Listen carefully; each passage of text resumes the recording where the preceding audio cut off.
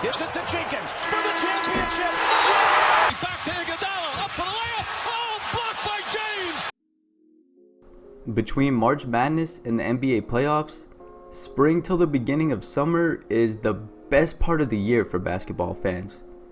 The off-season months, though, can be somewhat dry, especially after the draft and the first few days of free agency and big moves. After that, we pretty much just sit around, make predictions, watch a couple summer league games, and really just count down the days until we get to watch real basketball again. Well, what if there was March Madness intensity in the offseason? What if there was a highly competitive 64-team single elimination tournament for a prize? And I'm not just talking about any prize. I'm talking about winning team takes home $2 million type of prize. Welcome to the basketball tournament.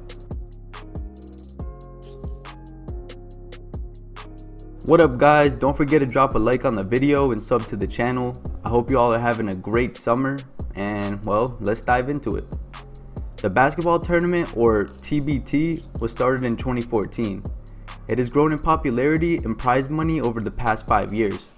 The league is essentially a March Madness tournament made up of teams with former NBA and overseas professionals, as well as former standout college players, all playing towards now a $2 million grand winning prize. But why is it worthy of a watch? Well, there's 3 main reasons. The first reason is the fact that if you watch NBA and college basketball, chances are you know a lot of who these players are. It's not just a bunch of random people out there. With former ex-NBA veterans like Hakeem Warwick and Jordan Crawford playing for one team, to more recent former college standouts such as Aaron Craft and Pierre Jackson playing for other teams. There's just plenty of games you watch and think, wow, I always wonder what happened to this guy, or how is this guy not in the league?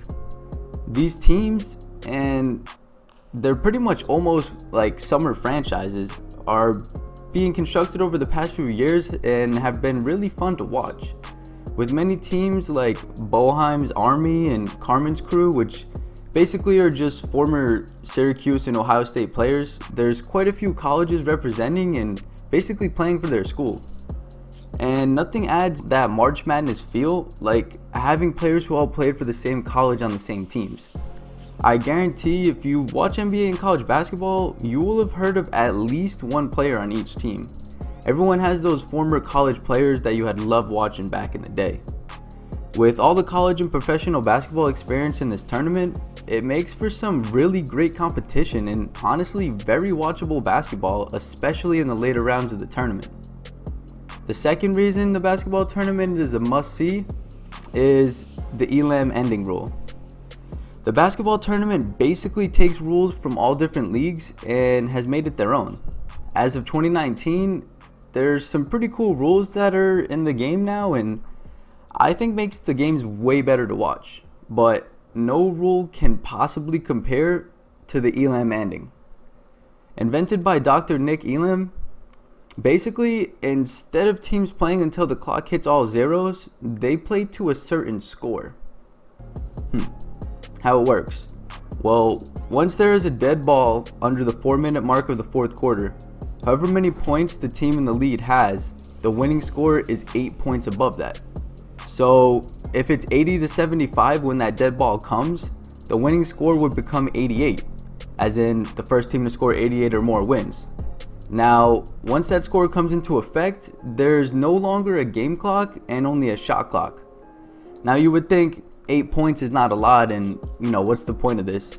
But you would be real surprised at how the play at the end of the game is much different once they see that Elam ending score come into play. First of all, it was mainly implemented to avoid drawn out late game fouling, which I can understand because we all know that gets really annoying. It really gives the losing team a better chance to come back by just taking smart shots and playing great defense. There is no more just trying to trade 2 free throws for 3-pointers in the last minute. Defenses get ramped up, and there's been quite a few comebacks because as long as you can get stops on defense, you have as much time as you need to catch back up. The pressure gets turned up a notch, especially in close games, and it shows. It's also awesome watching close games knowing that there's always going to be a game-winning shot. Literally every single game there's a game winner. Coaching and strategy becomes very important down the stretch in these close games, and anything can happen with the ending. A close game down the stretch in the basketball tournament is must-see basketball, and I think this rule was a really great idea for the tournament. The third and final case for the TBT is the growing competitiveness and, of course, the cash prize. Well, first things first, I mean, $2 million to the first place team is pretty motivating, I would say, especially for guys that may not ever be making serious money in the pros. Considering all the players and members of each team walking away with, maybe $100,000 per person when you split it up, that's more than most of us make in a year, and that's definitely more than I will be making this year. And with the fact that ESPN is highly involved with the basketball tournament, I could see popularity growing, and that grand prize could maybe even get to a higher number in the future. Oh, and not to mention, the same team had won the tournament 4 years in a row. Yep, 4 straight seasons. While the Notre Dame Fighting alumni won the first tournament in 2014, Overseas Elite joined the tournament for the first time in 2015 and had won it all every year since. But their streak was finally ended this year in the semifinals by Aaron Craft and the Ohio State boys. They had won 29 straight games before finally losing. A team full of, well, what you would expect. Outstanding overseas professional basketball players. Not exactly names that would blow you away, but when you see how great they play together, especially down the stretch, it really makes you wonder how underrated some of these overseas leagues really are. This team has won a total of 4 tournaments and $7 million in just 4 summers, and has a lot of other teams really trying to beat these guys. This year seemed like Overseas Elite's toughest competition yet, which makes sense because they finally lost. Combine the tournament having a dominant team that was almost unbeatable with the fact that fans of these teams can literally get approved as official fans, and the winning team gives $100,000 out of that $2 million to their highest ranking official fans of the teams. This is just a recipe for entertainment for everyone. I have not actually became a fan of a team yet, but from looking into it, basically you just make an account, fill out some information, and if you get accepted as a fan, you basically just promote the team in a league and do things like posting on social media and stuff, and just other small tasks in exchange for receiving fan points. And if your team ends up winning it all, the fans with the most fan points get the biggest share of that 100 grand.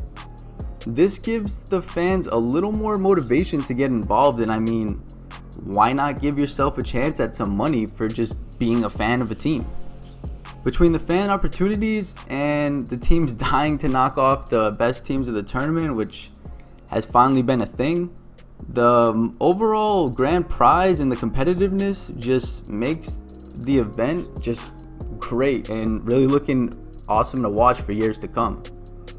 When it's all said and done, I really enjoy watching some of these games. Not only do I get to watch intense high-level basketball in late summer, but I also get to see players that I love watching in college or for short stints in the NBA.